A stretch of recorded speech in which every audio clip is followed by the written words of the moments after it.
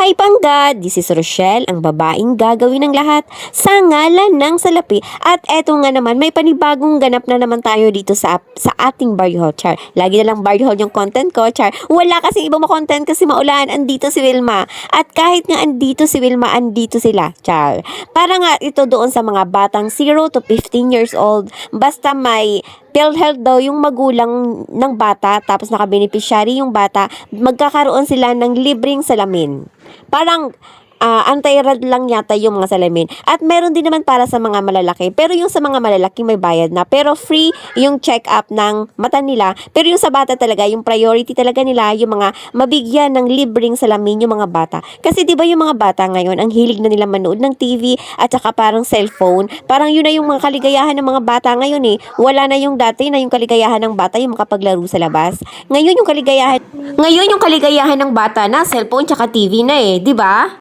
At dahil alas 7 pa nga lang ng umaga nito, maaga kasi silang pumunta dito dahil galing pa sila sa ibang isla. Galing nga sila sa Marabilia, hindi sila nakapunta dito kahapon kasi masyado yatang madami yung pumunta doon para magpagawa ng salamin. At dahil wala pa nga yung mga bata, ito muna si Lola Elisa. Siya muna yung pumunta dito agad-agad para hindi daw siya mamaya makisabay sa mahabang pila ng mga bata. Pero priority talaga nila yung mga bata. Yung mga matatanda, pwede naman sila kasi free check-up naman, pero may bayad nga lang. Kaya ito si Lola Elisa, habang wala pa yung mga bata, siya muna yung nauna.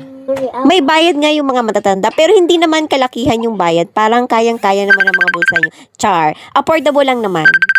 O, diba, may tumawag kayo na stop yung voiceover, Char. Istorbo yung tawag, hindi naman importante, Char. Joke lang. At doon nga sa mga nagpagawa na matanda, sa 15 nga yung balik nila. Pag nagpagawa ka ngayon, may down payment siya na 300. Bali, total niya parang 1.5 lang yata yung pagpagawa ng salamin. Tapos pagbalik nila sa 15, doon muna ibibigay yung fully paid ng bayad doon sa matatanda na nagpakabit ng salamin.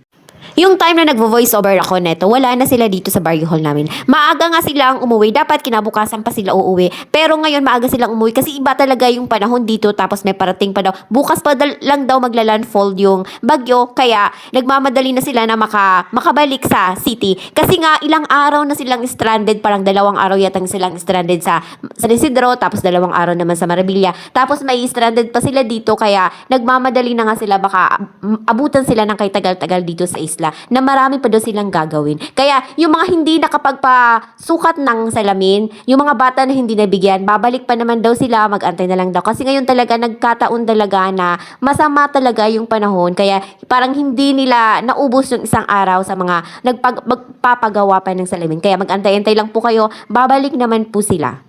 Yun lamang po, maraming salamat po sa panonood. Bye!